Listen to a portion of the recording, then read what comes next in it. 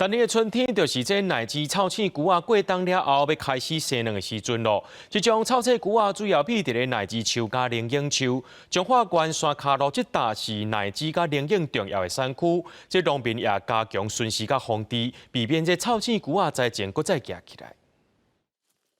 农民详细伫高园巡视，就是要找专门会秘伫奶枝树甲龙眼树的草青菇啊。华语咧讲的地质春香。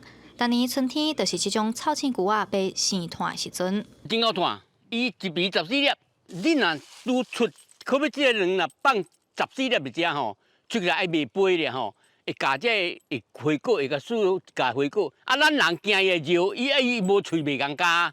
所以会惊肉滴落，滴肉酸甲咱盐酸共款盐酸滴咧，滴落会碰下。外来种的草青菇啊，2009年出现伫高雄，2019年传到全台湾。毋若出现伫果树，就连路树也拢有草青菇的影子。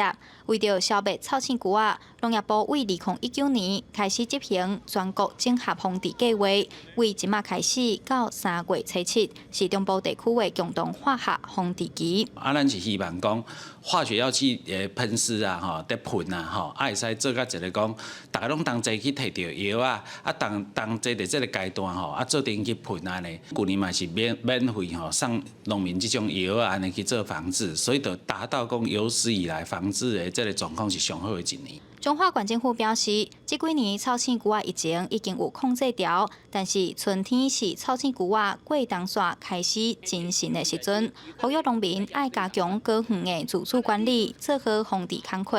假使发现大量的草青菇啊，爱赶紧通报相关单位，避免疫情搁压起来。